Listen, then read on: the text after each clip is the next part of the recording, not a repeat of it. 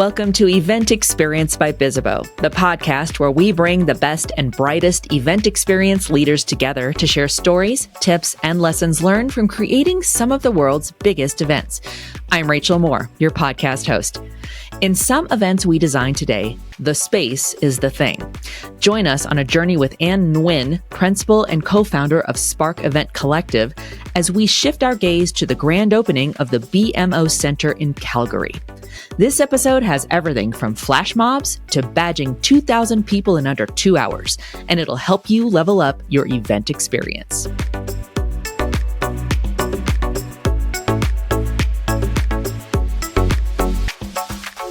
Sometimes events manage people, but this podcast is about the people who manage events. Our guest has managed events since 2005 with leadership roles in MPI and Twine across healthcare, oil and gas, agriculture, and B2B SaaS industries. Quite a spectrum. Today, she is the principal and co-founder of Spark Event Collective. Anh Nguyen, welcome to Event Experience. Thank you. Thanks for having me here. It's great to have you here. And I appreciate you making the time. Like I said, I feel like we can often be managed by the events and schedules around us, but today we're going to manage those instead. But all right, well, I'm going to segue into some get to know you questions now.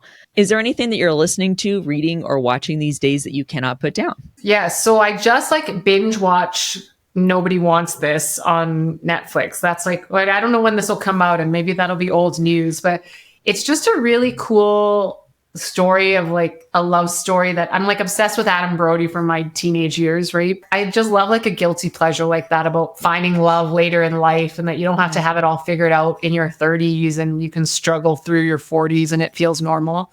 And then a friend of mine has just written a book. It's doing quite well. It's called Likeable Badass. So it's a book about women in leadership who we struggle to find that balance between sort of likability and competence and how to balance that and how to show up as a likable badass, which is just someone who is competent and capable, but you don't have to be sort of cold and harsh to get there. And it's a really good read for any woman who's looking to expand her influence or grow her leadership skill set. And I'm only a quarter of the way through it. It just came out, but it's been a good one so far. Thank you. Great.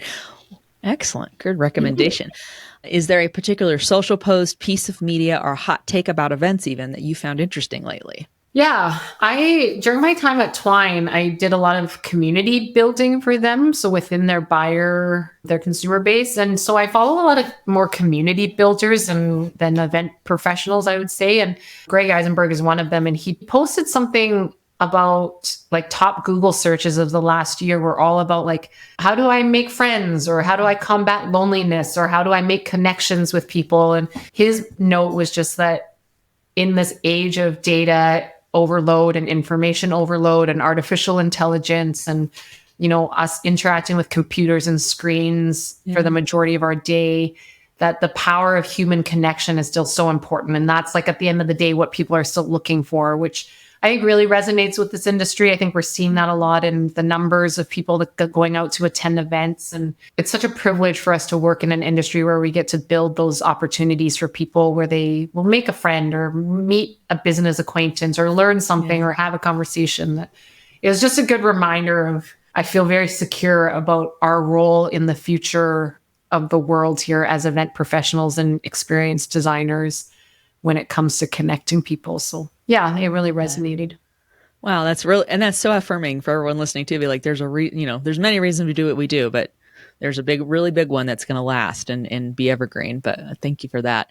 I just gave you a super brief intro. I gave our audience a super brief intro about you, but could you please tell us about you and your role and kind of what your world is as the principal and co-founder of Spark Event Collective? Yeah, doesn't that sound fancy? It does.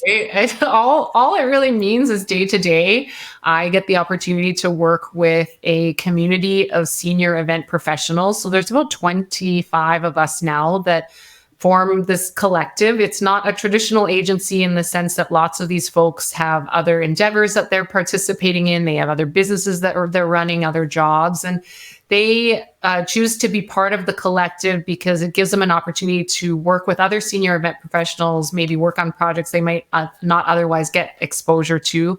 And as the principal and co-founder, I started it with my co-founder, Stephanie Barkley. And my main role there is to do sort of marketing, business development, building the brand for the association or for the organization.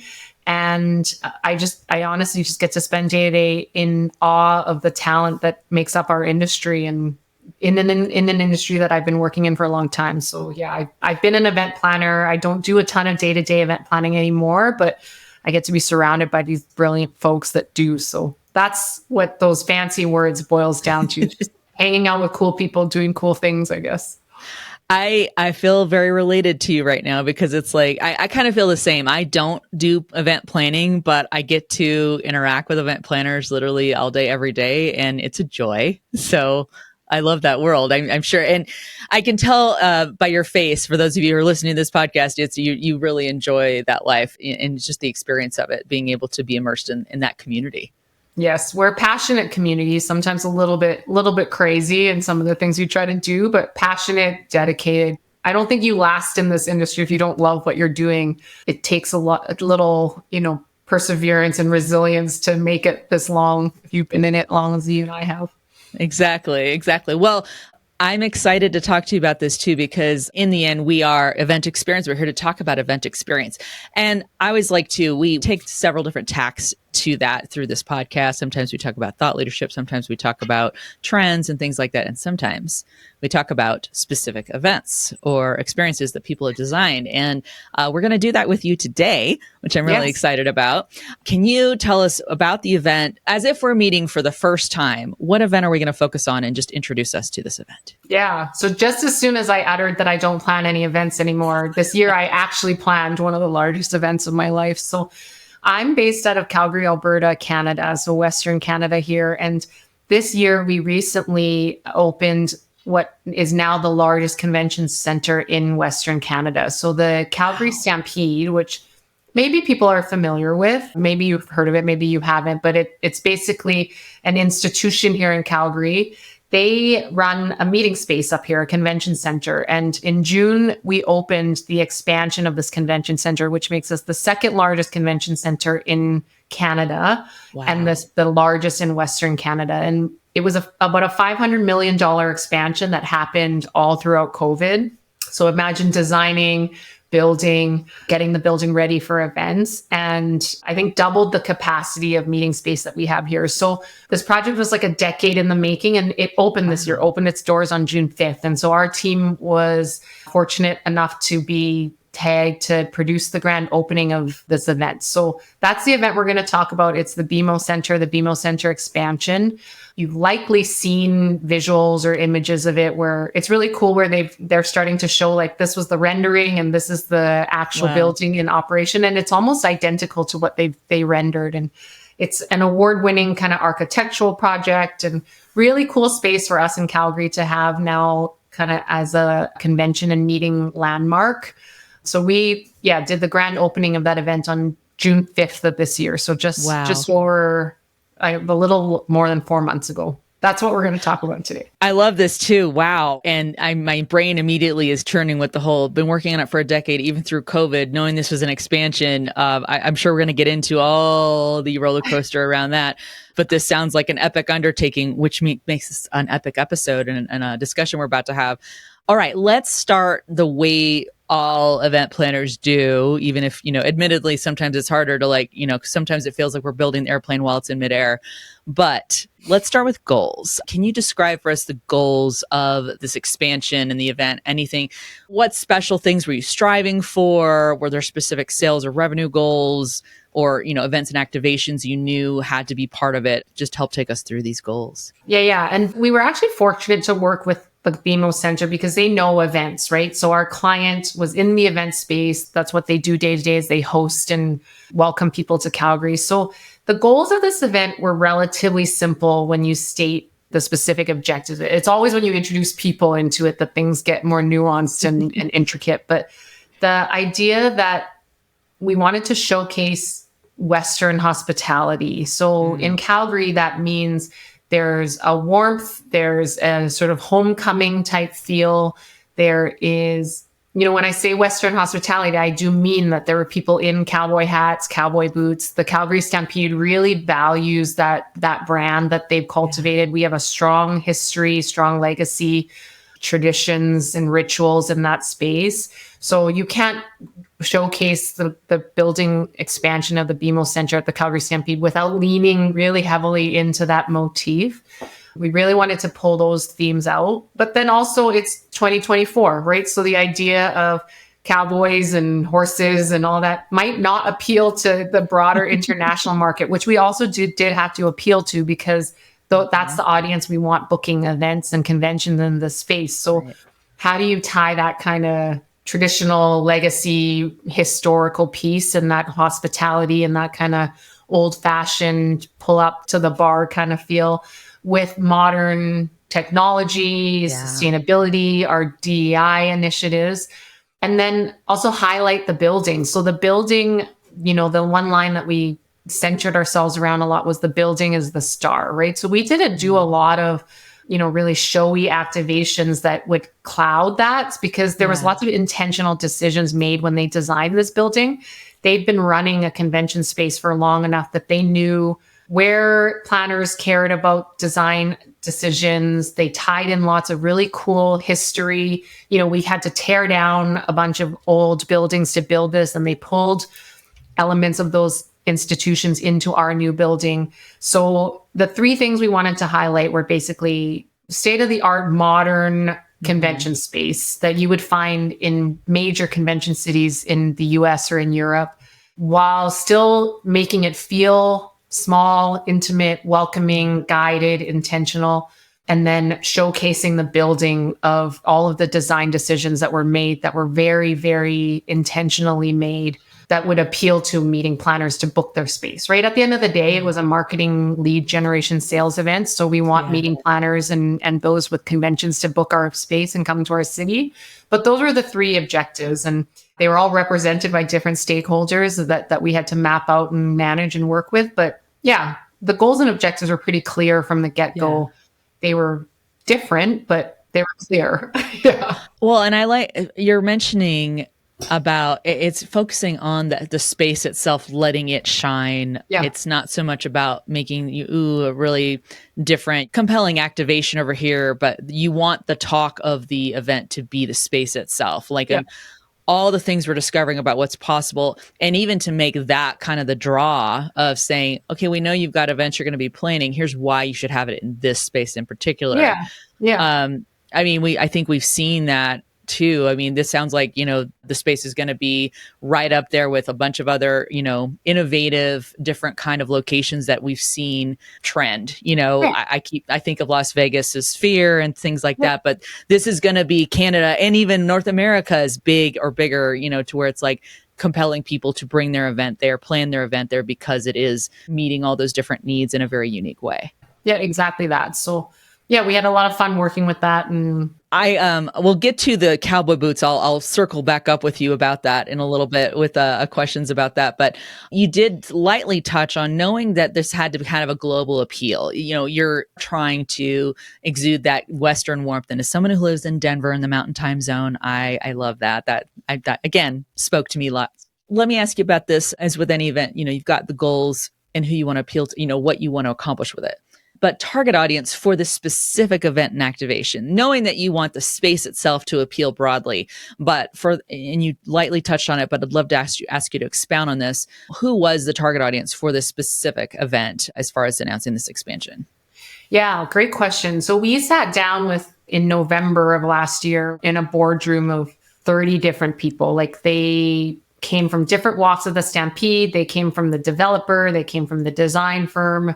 And we guided them through that conversation, because if it was up to them, this event would be for everybody, right? Like that phrase actually came up a lot. And I think if you've been doing this for long enough, you know that if you design an event for everyone, you're designing an event for nobody. So it was a tricky exercise to get them to focus in on, just because we pull out the target market doesn't mean that other people aren't going to be invited and included and incorporated. It just means we keep that as our North Star for decision-making design. So where we landed after a lot of conversation was that this event was a marketing exercise for current and prospective clients of the convention center. Mm-hmm. So it could have been for the Calgary community, right? Because this is a hallmark, like central location in the city. It could have been for Stampede board and executive who had put tons of resources, energy, love into the project. It could have been for the developer. It could have been for sponsors of the Stampede. And we pulled in things for all of those people when, it came to event day. But the grounding thing for us when it came to budget decisions, when it came to who was going to speak, when it came to what did we order, that type of stuff, was current and prospective clients of BMO Convention Center. So people who would come and host events or already hosting events in the space in the city of Calgary. So basically people like me. So that was also a benefit of the project, was we were designing for people like ourselves. So we had a really good lens into how and what we wanted to do. That sounds like a dream.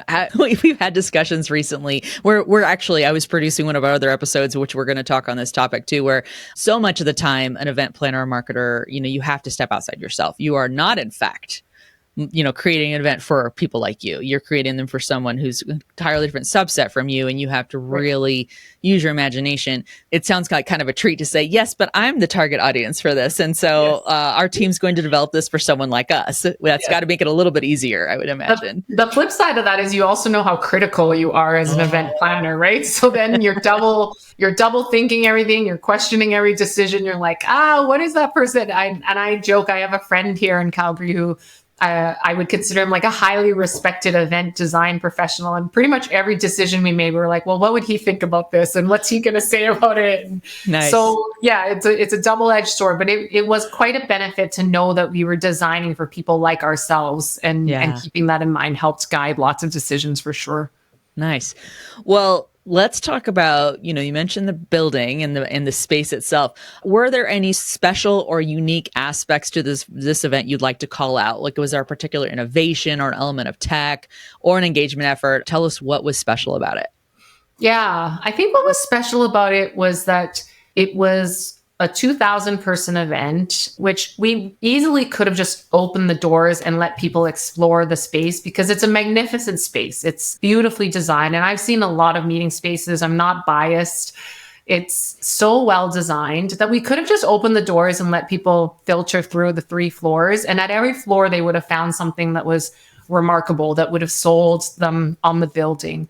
But that would have pulled us away from that like Western hospitality theme, right? We wanted you to feel like you were coming into our home, that it was warm, it was guided, it was intentional. And that's really hard to do with 2,000 people in a brand new building. So we went for it. And at moments, I had many nightmares about this, but we decided to guide these people through together. So you would move to the next floor with the other 1,999 people when we said it was time. So we did that with entertainment. There was over 300 entertainers involved in this event to basically create flash mobs to move people. And the most stressful was the first floor, right? Like, so they moved from outside inside, and that's natural. Everyone expected there to be like a door opening. So they get into the first floor, and the escalator to the second floor is blocked off. And it's blocked off with these, like, it's like a living motif of statues, like those people that are painted in copper were blocking the stairways. And so this like anxiety started to build, and it was partly intentional, right? Like we wanted to design a little bit of tension in so people would mill about. And the first floor is not where the big building installations are. It's kind of just like a lobby area. It's like a pre-function area. And the big halls are down there. So we just let people kind of like mill about on the first floor, have some food and drink. But the tension was building. I could feel it mounting as I was watching people from the second floor, where it was like, when do we get to go upstairs? What's happening? The stairs are blocked. Like, well, how do I get up there?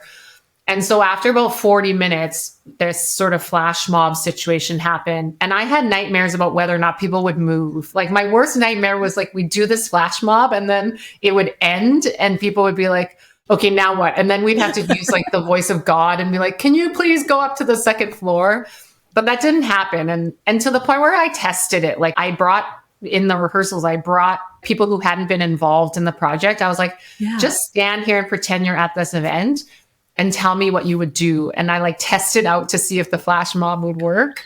And it did. And it was really cool, like to see all of a sudden people start moving with the musicians and the dancers. And then they go up this escalator. And I think it's like the longest escalator in a convention center. We timed it. It takes a whole minute to get up. Oh my goodness. From bottom floor to second floor to watch 2,000 people sort of transition to the second floor. Then they spent some time on the second floor. We did it again up to the third floor. So I think that the entertainment was specifically choreographed for the space. It took a lot of work to practice it, try to anticipate how people would move through a new building. Yeah. But the guided and intentional piece is what we heard about a lot, was that it made me tense. It made me anticipate what was happening. It made me anxious. And then it was cool to see it. And then you did it again. And then it ended up kind of like on the lawn with a band and fireworks. I mean, the fireworks are always a hit. So it wasn't one specific intention, like activation, more than the journey we designed for people. And it was so cool to design it in a space that you didn't know how people would move. And then it worked the way you did. Like there was lots of places where it could have gone awry, but it worked the way we anticipated. And it was such a sort of affirmation that if you can tap into a little bit of empathy and a little bit of human experience design and then test it out, right? You can kind of predict how people will act in a certain space. And then once the first 100 people started moving, the 1,900 other people just kind of go, right? And it's really neat to be able to feel like you're manipulating human experience a little bit. But that's the cool part about our profession is if you really invest the time in doing that, you can do it. So yeah, that's the feedback we heard about the most was, you know, how cool it was that you moved everyone at the same time rather than just open up the building. And it's such a gigantic building that 2,000 people in the space, if it was just open, would have felt very sparse. But yeah, so that's how we did it. And I've never worked with that many entertainers where, you know, like the crew meals for the entertainers in and of itself was like its own event. Like it had its own line item and budget of when they were going to eat and where and all this stuff. So just like a massive undertaking when it came from an entertainment perspective. It sounds huge, but wow, what a dream project. And the whole time you're talking about the feelings and the emotions you're making this collective group of people go through. And it's always like that quote by Maya Angelou, we're doing it, people remember how you make them feel, but way to create all that whole spectrum of feelings. And then they got to go through that together. Like, I bet there was a lot of bonding that happened even amongst the attendees because they're like, oh my gosh, right? We're here, we're together with this. This is wild. We'll be right back with more event experience after the break. From backstage to the spotlight, the Event Experience podcast by Bizzabo gives you a front row seat to the event industry's most captivating stories. Want to get more out of each episode? Visit bizzabo.com/podcast. That's bizzabo.com/podcast for show notes, transcripts, links, and resources mentioned in each episode, and more. The Event Experience podcast by Bizzabo, where events become unforgettable experiences. We're back with Anh Nguyen as she shares how her team won the grand opening contract. Totally. Yeah, for sure. For sure. There's a little bit like puppet mastery when I was standing on the second floor and I could feel the tension, right? I'm like, should we do the flash mob sooner? Like, I feel so anxious, but it was that experience journey that they went on that I think was quite memorable for them. Wow. Well, and I said dream project. This sounds amazing.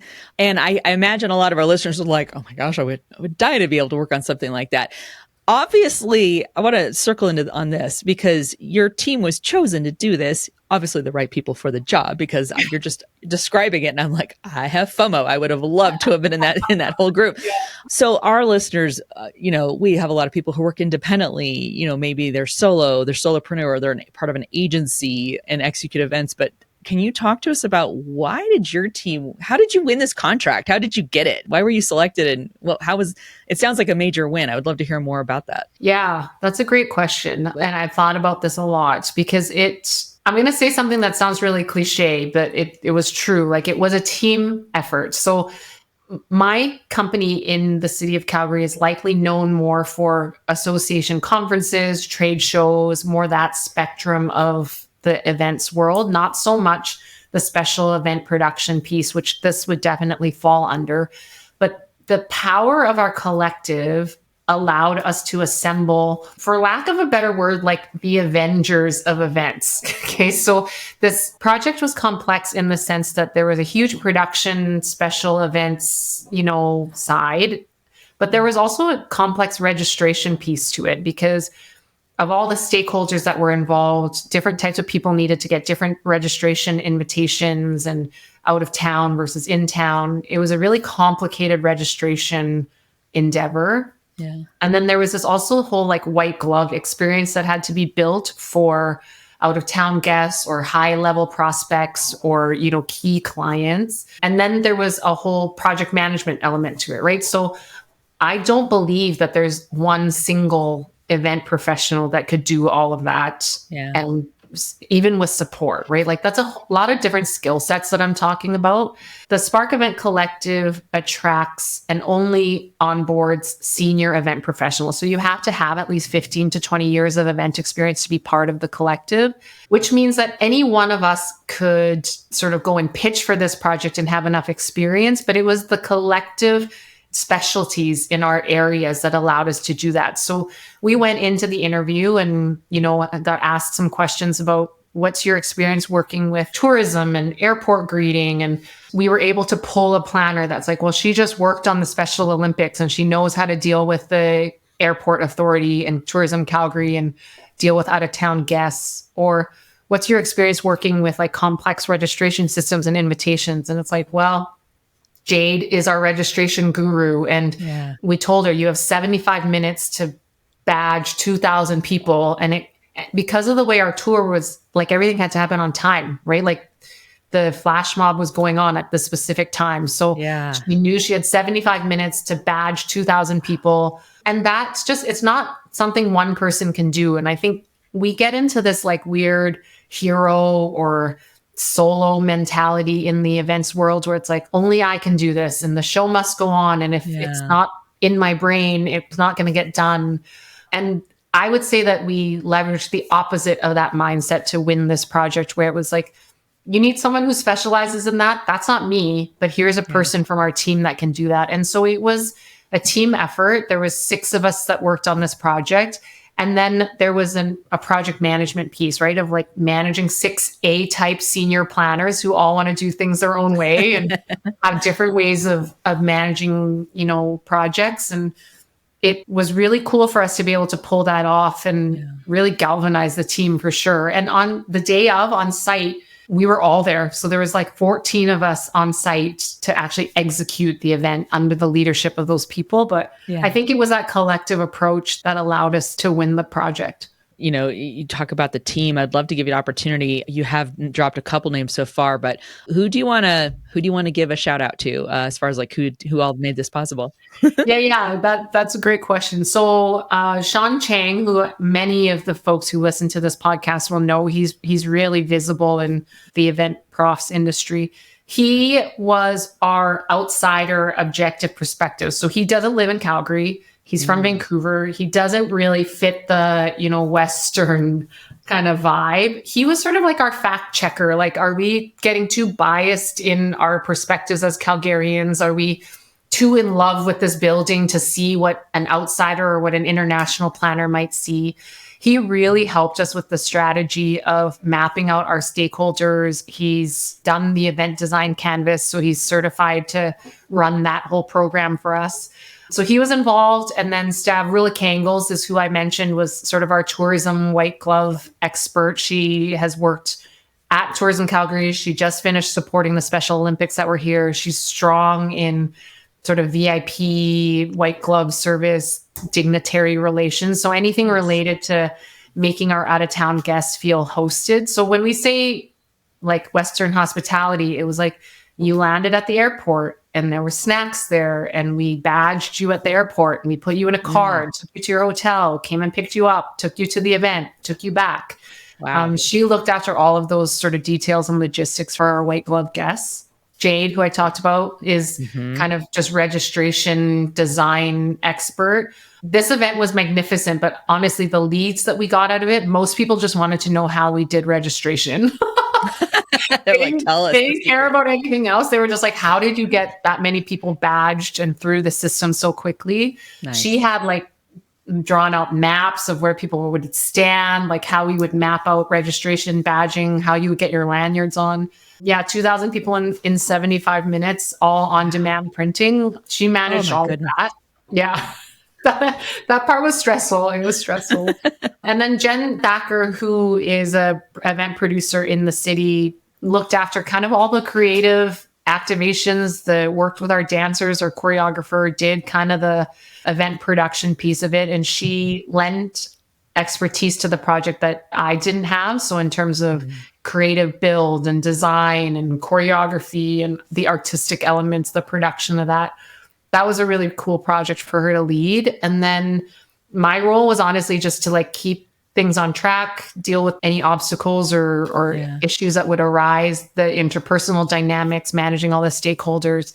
So yeah, I say I planned the event, but I really didn't. Like I kept things on track, managed the task list kind of thing, made sure things didn't light on fire. But yeah, there was lots of really talented people. And then the day of, 8 additional like superstar event professionals from the collective came and did anything we asked of them, right? Like set up this tent or, go and count people and make sure people are moving or help people find food or whatever it was. Like it was really cool. It was a very cool experience. It sounds incredible, and not just from what the attendees experienced, but what you were able to accomplish together. And definitely going to look at having those folks on the podcast too, because it sounds like they each have their own area of expertise, and we could really learn from them, which is great. You could do a whole series on smart planners. Yeah, right. You've shared so much in that vein of like, there's so much we could learn from each of these people and from this overall experience that your team designed. I told you I was going to circle back around cowboy boots because I have a feeling, I don't know. I mean, everybody's got their preference, but what are your go-to on the ground event day shoes with a follow-up of, did you wear cowboy boots on the day? But tell us. So I wouldn't recommend cowboy boots on site. We did wear cowboy boots, and I stupidly made the mistake of buying new cowboy boots and wearing them for this event. And honestly, at like 1 a.m. when I was driving home, my feet hurt so much I couldn't even like push the gas pedal on my car. No. Like I had to take my shoes off and drive home in my socks. That's a true story. So yes, cowboy boots. No, I don't recommend them for on-site if you don't have to. My footwear advice probably is counterfactual to actual science and health, but I just bring shoes that hurt my feet in different places and then I rotate through them. So my feet always hurt just in different places. So it's like, one day it's like, it's going to really hurt this bunion. The other day it's going to hurt my heel, but I just rotate through shoes that hurt my feet in different places. I haven't quite accepted the fact that I probably need to get like orthopedics that actually support my feet. Well, I would encourage you, and I'm hoping we can actually put this out on an actual list on Bizzabo's website, but we've gotten so many recommendations of everyone who's got their go-to shoes. Maybe we can find the pair or the kind that works. It's definitely not them. Yeah, like they don't hurt my feet at all. This is great. Yeah. I don't know what that feels like. Oh no. We will try to accomplish that for you. That's our goal. That's our squad goals for next year.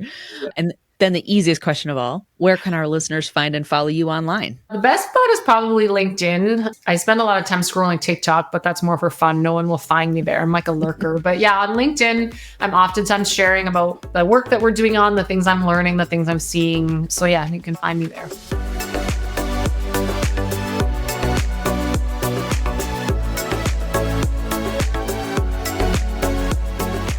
Let's settle into this skill up advice from Anne about letting go of the hero mentality in the events industry. To be able to hone your feedback reception skills. So I'll tell you a short story. Like one of the other reasons we won this project is because we lost a massive project last year, similar kind of scope, and lost it to a similar competitor that we were up against in this one. And when we were bidding on this, I went back to the client and I said, give me some feedback of like what would have changed the outcome of that bid. And he did. And I think it helped us win this. I think that our ability to learn from each other and not feel like you have to be the hero that has all the answers. And that fallibility is so crucial to my career of learning areas that I can get better at and learning where I'm just not good at certain things and where to complement myself in a team. Our industry and our profession can be really isolating, right? Like you kind of have to be the Jack or Jill of all trades and do all the things alone. And it trains us to not ask for help or to reach out when we're over committed. Or how often is it like, oh, I have a fever, but I'm going to go on site because I just have to. Or, I always see these posts where it's like, I did 20,000 steps on a trade show floor with a broken ankle. And you're like, that's actually not really that cool. But we Right? programmed ourselves to be this no kink in our armors, right? And it's like the ability to take that down and be vulnerable and ask for help and then really take that feedback into heart to make yourself better and to compliment yourself where you just don't have the skills. That's really helped me drastically in the last, since COVID, 5 or 6 years of my career, where you don't have to do it all, and work-life balance is possible. And that could be its own whole separate podcast. But I just encourage you not to get so tied up in this hero mentality and ask for help and know that you are not perfect and look for opportunities of growth, whether that's your own skills or bringing in skills that will help you. That's really helped me. Thanks again to Anh Nguyen for joining us on Event Experience. And thank you for listening. If you're enjoying the show, we'd love to hear it. Connect with us on social and subscribe, rate, and review us wherever you're listening. Also, don't forget to share the show with your colleagues and friends. You can find transcripts of each episode and key takeaways on bizzabo.com/podcast. On behalf of the team, thank you. We'll gather again soon for a new episode of Event Experience.